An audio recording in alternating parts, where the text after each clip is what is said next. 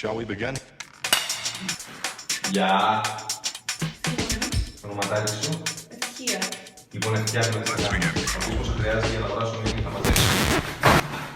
Μάλλον όχι αυτή την ευτυχία. Αλλά αλήθεια, μπορεί το να έχουμε και να ξοδεύουμε χρήματα να μας κάνει πιο ευτυχισμένους. Και αν ναι, πόσα, με ποιον τρόπο, κάθε πότε. Στη σημερινή Ελλάδα της κρίσης, αν ρωτούσαμε έναν Έλληνα κάτι τέτοιο, θα απαντούσε χωρίς δεύτερη σκέψη. Αν κατά τύχη τώρα αυτός ο Έλληνας ήταν αγρότης, θα μας έστελνε στο διάολο σίγουρα. Θα έλεγε: Κολλά ρε φίλε, τι ηλίθια ερώτηση είναι αυτή που μου κάνεις, γιατί νομίζω ότι κάνω farm wars, γιατί είμαι ευτυχισμένος. Οκ, αλλά για να απαντήσουμε λίγο πιο αντικειμενικά, αξίζει να εξετάσουμε τι λέει η σύγχρονη ψυχολογία. Ένας μεγάλος ψυχολόγος, ονόματι Αβραάμ Μάσλοου, θεωρεί ότι όλοι έχουμε κοινές ανάγκες που ενστικτωδώς καλούμαστε να ικανοποιήσουμε. Ξεκινάμε πάντα πρώτα από τις βασικές μας, που βρίσκονται στη βάση της πυραμίδας. Και μόνο όταν τις καλύψουμε, τότε έχει νόημα να ασχοληθούμε με ανάγκες που βρίσκονται ψηλότερα. Έτσι, αν κάποιος δεν έχει να φάει ή μέρος να μείνει, δεν θα νοιάζεται και τόσο πολύ για το αν θα καταφέρει πράγματα στη ζωή του ή αν θα έχει αυτοεκτίμηση. Είναι αυτονόητο λοιπόν. Όταν οι βασικές ανάγκες έχουν μείνει ανικανοποίητες, τα χρήματα σχετίζονται άμεσα με την ευτυχία, αφού εξασφαλίζουν την επιβίωση. Τι γίνεται όμως με πολλούς από εμάς που έχουν καλυφθεί οι βασικές μας ανάγκες? Σύμφωνα με μια μελέτη που έγινε στο Πανεπιστήμιο του Princeton, μεγαλύτερο ετήσιο εισόδημα σχετίζεται άμεσα με μεγαλύτερο αίσθημα ευτυχίας. Όμως μέχρι ένα όριο, τα $75,000.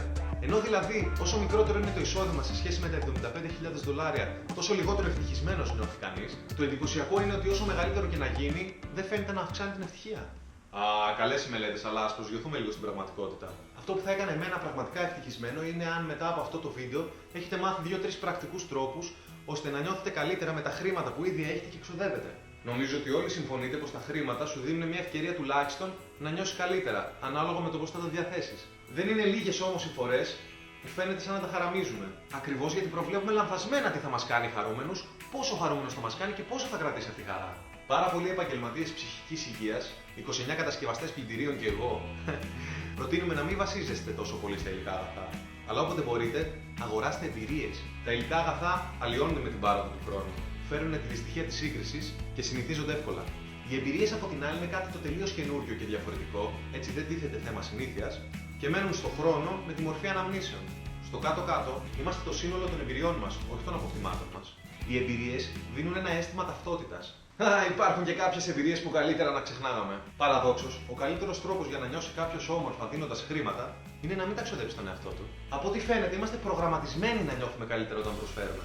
Εξελικτικά αυτό βοηθούσε στο να επιβιώσουμε. Πώς? Όπως όλα τα θηλαστικά, έτσι και οι άνθρωποι, είμαστε κοινωνικά όντα και χρειαζόμαστε τους άλλους για να ικανοποιήσουμε τις ανάγκες μας.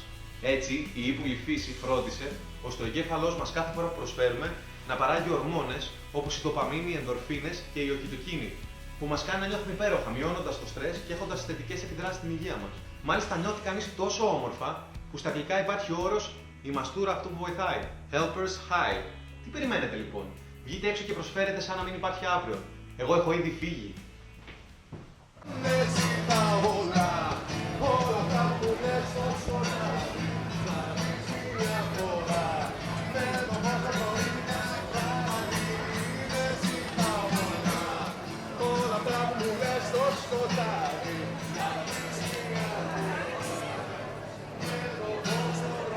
Πρώτη μέρα ξεκινήσαμε δυνατά. Από αύριο ξεκινάμε κανονικά πρωί, απόγευμα. Να δούμε πόσα χρήματα μπορούμε να μαζέψουμε.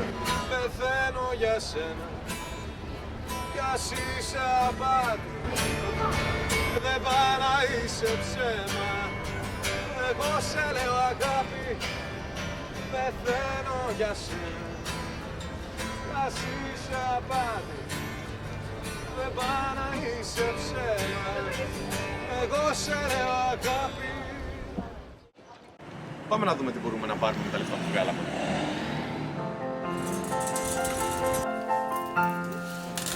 Πήραμε 48 ψωμάκια, τα αντίστοιχα ζαμπόν και τυρί, μαγιονέζα, νερά, μπισκότα, πανικός, θα ταΐσουμε κόσμο.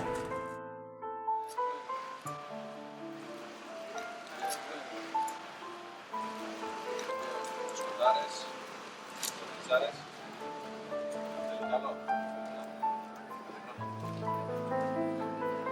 Εντάξει,